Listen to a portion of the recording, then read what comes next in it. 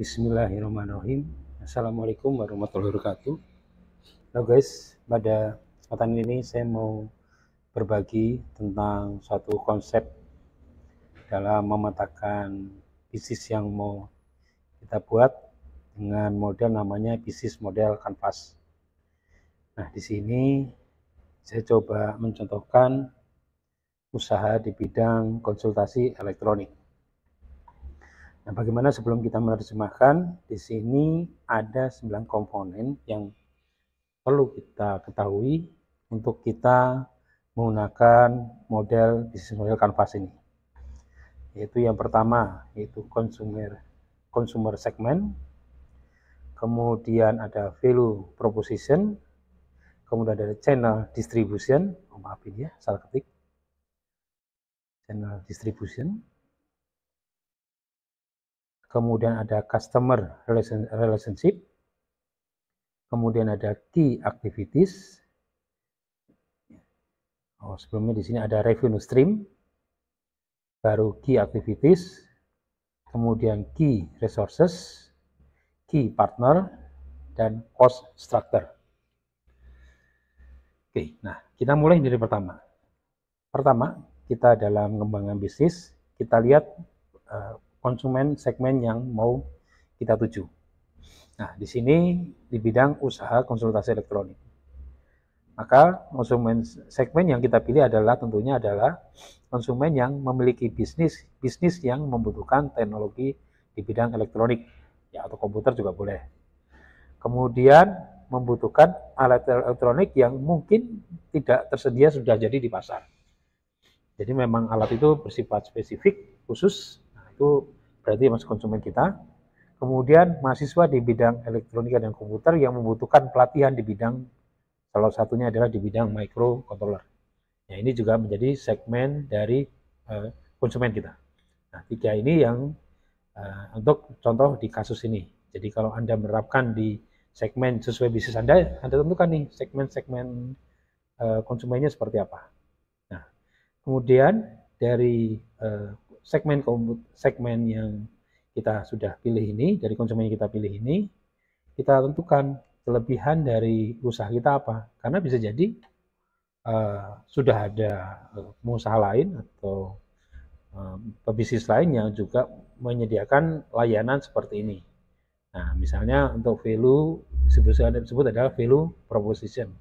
Nah, value proposition kita, misalnya kita mampu mengerjakan secara custom, karena kita memang mengejar misalnya di sini elektronik tidak tersedia di pasar. Jadi kita bisa mengerjakan secara custom sesuai pesanan. Kemudian kita juga memberi layanan, mudah dikontak jika ada permasalahan. Ya, jika ada masalah, ya kita mudah untuk dikontak atau dikomunikasikan, ada layanan servis ya. Kemudian waktu pekerjaan bisa negosiasi untuk disepakati. Ya, tentunya di sini mau mengerjakan berapa lama dari produk ini. 1 bulan, 2 bulan, 3 bulan, dan seterusnya. Itu disepakati. Nah, ini menjadi nilai lebih dari usaha bisnis kita. Kemudian, misalnya kita berikan bahwa dari produk yang nanti akan dibangun ini, ya dari pangsa pasar kita ini adalah nanti akan diberi dokumen secara open source. Jadi mereka juga bisa melihat bagaimana menggunakan produk ini. Jadi akan memberikan keleluasaan ke konsumen jika mereka mau coba mempelajari dan mengembangkan sendiri. Ya mungkin di satu sisi menjadi berkurang gitu bisnis kita, tapi ya rezeki mah tidak akan kemana-mana ya. Jadi tapi ini justru menjadi nilai lebih kita yang mungkin di pebisnis lain tidak memberikan ini. Kemudian opsi diberi training jika membutuhkan. Nah, jika mereka membutuhkan training, kita juga bisa memberikan. Ya, ini kita mengejar segmen pasar yang misalnya mahasiswa di bidang elektronik dan komputer. Nah, kemudian bagaimana kita mendistribusi dari informasi kelebihan kita ini kepada konsumen ini, ya. Nah, misalnya melalui Facebook, ya. Jadi kita menawarkan suatu usaha bisnis yang terkait ke arah segmen pasar ini, misalnya melalui Facebook, Instagram, TikTok, gitu ya. Atau, nah ini misalnya kalau jadi produknya ya, bisa di post atau diambil di tempat, atau kita menggunakan web yang sifatnya low cost, ya, berbiaya tidak terlalu secukupnya aja, tidak terlalu mahal ya. Ya, namanya juga kita mencoba, contohnya kita mencoba dari yang lebih kecil dulu. Ya, jadi menggunakan misalnya web free atau web yang low cost. Ya. Nah, tentunya setelah kita juga menginformasikan kelebihan kita, nah bisa jadi setelah mereka memesan, tentunya kita ingin menjalin bahwa usaha itu tetap bisa berjalan.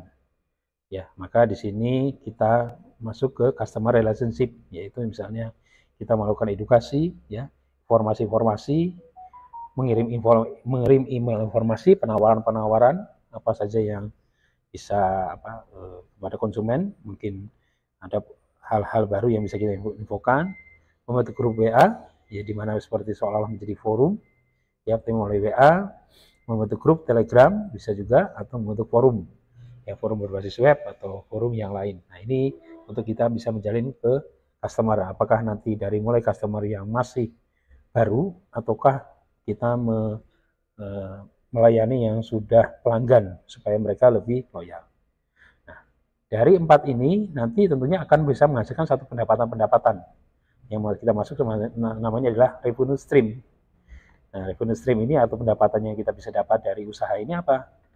Yaitu pendapatan dari pembangunan atau pesanan produk. Ya. Jadi kalau artinya ada custom, tentunya kita bisa mendapat pendapatan. Oh berarti ini satu jenis pendapatan yang kita dapat. Terus kemudian kita berikan garansi, tapi di luar garansi dikenakan biaya. Nah itu artinya juga menjadi pendapatan.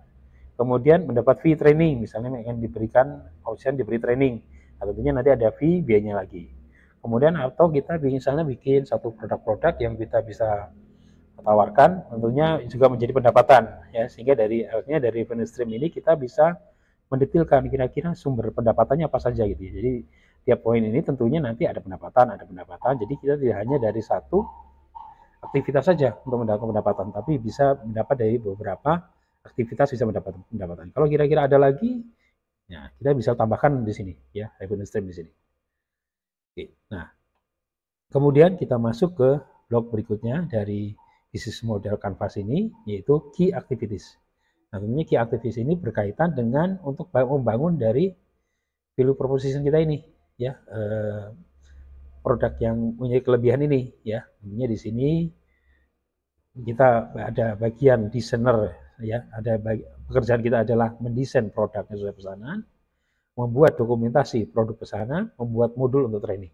Karena ada training kita buat modulnya, terus karena di situ kita memberikan dokumen, kita membuat dokumentasinya sesuai pesanan, mendesain produk sesuai pesanan. Nah ini menjadi key activities. Atau mau tambahin customer service misalnya, bisa juga ya kalau memang sudah cukup sering ya, cukup banyak usahanya, cukup banyak ordernya, ya kita tentunya kalau dilayani sendiri agak kesulitan, maka kita buat customer service misalnya. Nah ini key activities. Kemudian resource yang dibutuhkan untuk menjalankan aktivitas ini. Pertama misalnya guru atau pengajar gitu ya, atau pengajar misalnya di sini.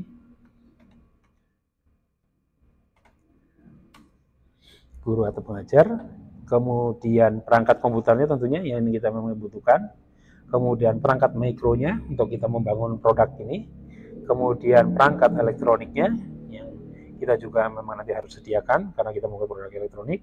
Terus kemudian ada tempat pelatihannya. Tentunya kalau online kita bisa menggunakan Zoom atau menggunakan Meet. Ya. Nah, tentunya nanti ada cost lagi di situ, berarti ada cost biaya ya. Nah, tapi kalau misalnya ada offline berarti kita harus punya tempat atau kita kerjasama tempat yang lain. Nah, di sini tentunya kita melibatkan key partner di sini. Ya, otomatis ini artinya kan kita tidak mungkin perangkat-perangkat ini kita sediakan semua. Pasti kita butuh partner.